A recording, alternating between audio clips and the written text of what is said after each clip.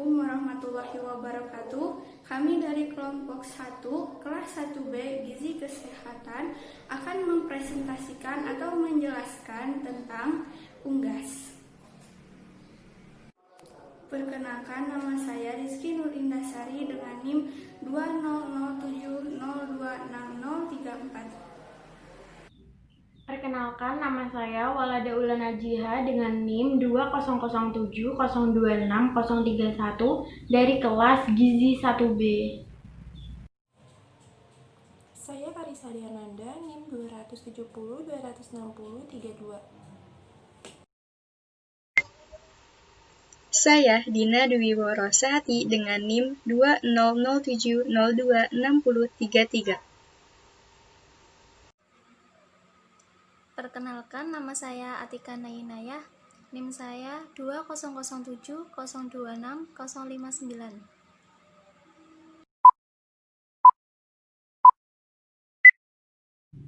Pengertian unggas. Unggas adalah sejenis hewan ternak kelompok dari sejenis burung yang akan dimanfaatkan daging, telur, dan bulunya. Pada umumnya, hewan ini termasuk bagian dari kelompok ordo Galliformes dan Anseriformes. Memiliki bentuk tubuh seperti ayam atau bebek. Secara umum, kebanyakan hewan jenis ini memang mempunyai bentuk tubuh seperti ayam dan bebek. Biasanya, hewan-hewan unggas sering dijadikan sebagai hewan ternak atau hewan peliharaan. Karena hewan jenis ini mudah dirawat dan termasuk hewan yang produktif. Akan tetapi, hewan unggas memiliki daya tahan tubuh yang lemah, maka hewan ini sering terkena virus atau penyakit. Kata unggas pada umumnya digunakan untuk burung pemakan daging, atau lebih umumnya, kata ini juga dapat digunakan untuk menyebut jenis-jenis burung lainnya. Daging unggas mempunyai syarat-syarat yang pendek dan lunak sehingga mudah dicerna. Jenis unggas meliputi ayam, itik, dan burung. Itik sebagai unggas kedua penghasil daging sesudah ayam. Itik yang dibudidayakan sekarang adalah itik Manila dan belibis. Itik bertumbuh kecil dan kurus dengan rata-rata berat badan 1,2 sampai 1,4 kg yang berumur 2 tahun. Komposisi kimia daging unggas. Daging unggas tersusun atas komponen-komponen protein, lemak, karbohidrat, vitamin, air, mineral, dan pigmen. Kadar masing-masing berbeda tergantung pada jenis, umur, dan jenis kelamin unggas. Daging ayam yang mengandung lemak relatif lebih rendah, yang terdiri dari asam lemak jenuh dan tidak jenuh. Daging ayam mengandung vitamin dan mineral yang jumlahnya relatif rendah. Ciri umum atau fisik unggas: memiliki paruh, berbulu, memiliki sayap. Unggas sendiri merupakan hewan berdarah panas atau homeotherm, yang berarti suhu tubuh stabil dan tidak menyesuaikan dengan lingkungan. Selain itu, unggas memiliki kelebihan yaitu bernafas ketika sedang berada di udara dengan bantuan pudi-pudi udara yang tidak dimiliki oleh jenis animalia lainnya. Unggas merupakan hewan yang dibagi menjadi dua habitat, yakni unggas yang relatif hidup di daerah perairan seperti sungai, danau, pantai, atau laut yang disebut unggas air. Selain itu, terdapat habitat unggas yang relatif hidup di daerah darat seperti hutan, sawah, maupun daerah-daerah pemukiman penduduk yang disebut dengan unggas darat. Pembahasan selanjutnya yaitu ciri-ciri unggas. Karakteristik yang ada dalam unggas diantaranya yaitu 1. Penglihatan. Unggas memiliki penglihatan yang sangat baik dan sangat sensitif terhadap lampu yang berkedip-kedip dan gerakan tiba-tiba. Sehingga cahaya alami selalu disukai dan sebaliknya lampu yang berkedip-kedip sangat mengganggu unggas. Penglihatan unggas yang sensitif tersebut memungkinkan mereka untuk mengidentifikasi predator dan menghindarinya. Yang kedua yaitu perilaku. Unggas adalah hewan sosial dan ingin tahu dengan naluri teritorial yang kuat. Mereka tidur di tempat yang sama setiap malam dan menikmati kebersamaan dengan kelompoknya. Unggas suka menggaruk dan menggali tanah, membentuk bak debu untuk berbaring, dan mencari makan untuk belatung dan serangga lainnya. Unggas memiliki zona terbang yang beragam. Unggas yang dipelihara di kandang dengan kontak dekat dengan manusia akan memiliki zona terbang yang lebih kecil dan lebih dengan menggunakan unggas yang dipelihara di area jelajah bebas dengan sedikit kontak dengan manusia. Yang ketiga yaitu perangai. Saat unggas sudah merasa nyaman dengan manusia yang berada di sekitarnya, maka sangat mudah bagi unggas tersebut untuk ditangkap, digendong, dan dielus. Karena mereka adalah hewan yang sangat ramah dan berkembang baik dari segi pengayaan sosial dan juga lingkungannya. Yang keempat yaitu pendengaran. Unggas adalah hewan mangsa. Mereka memiliki pendengaran yang sangat sensitif yang memungkinkan mereka mendengar dan mengidentifikasi predator atau bahaya. Unggas memiliki berbagai panggilan berbeda yang mereka gunakan untuk berkomunikasi satu sama lain dan saling mengingatkan tentang bahaya yang mendekat. Misalnya, suara burung akan menggambarkan tingkat stres atau ketenangan mereka dan akan berdampak langsung pada kawanan lainnya. Selain itu, ciri-ciri unggas yang sangat mudah untuk kita kenali adalah sebagai berikut. 1. Unggas memiliki bulu yang menutupi hampir seluruh tubuhnya. Kedua, unggas hewan umumnya bernafas dengan menggunakan paru-paru. Namun, sebagian unggas juga memiliki alat bantu pernafasan yang disebut dengan pundi-pundi udara yang akan membantu ketika ia terbang. Ketiga, unggas memiliki jantung dengan 4 ruang yakni bilik kanan dan bilik kiri serta serambi kanan dan serambi kiri.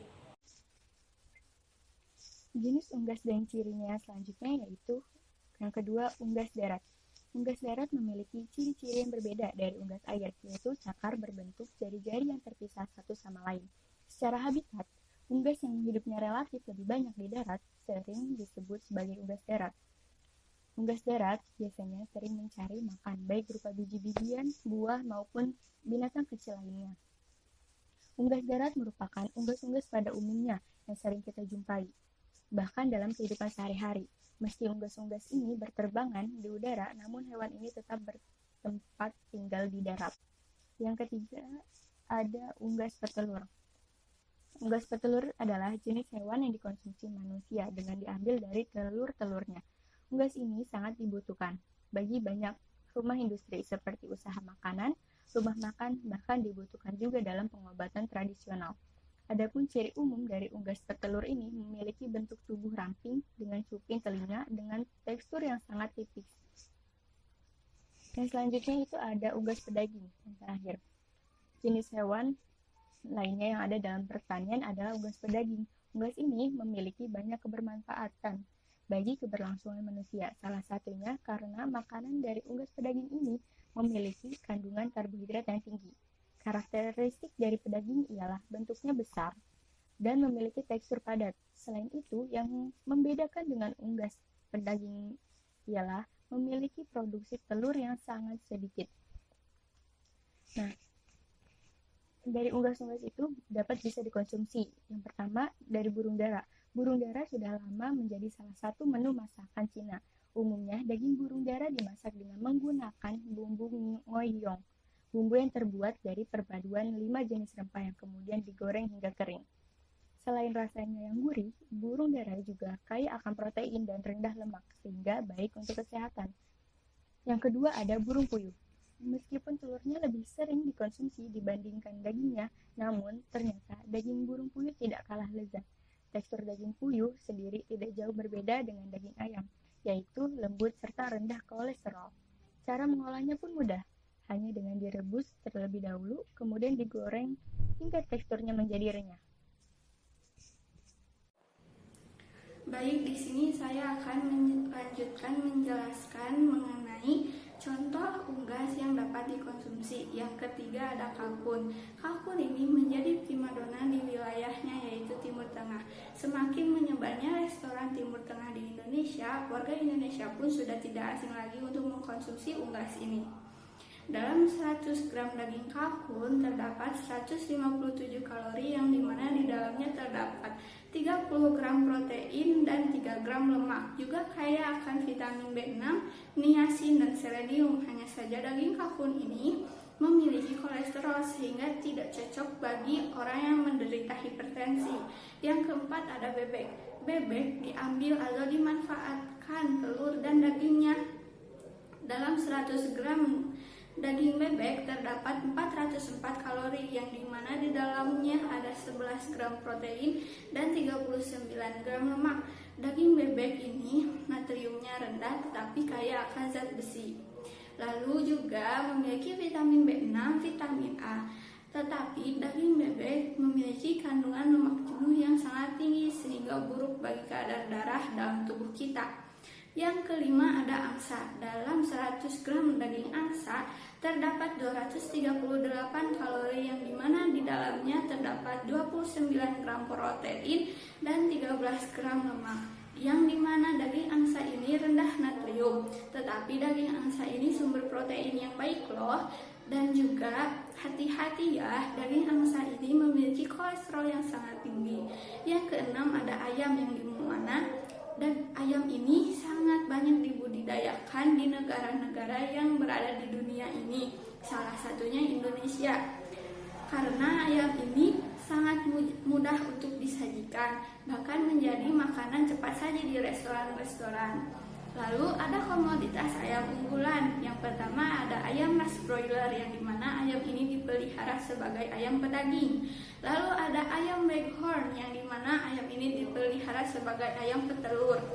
Lalu ada ayam bukan ras atau ayam kampung. Yang ketujuh ada entog.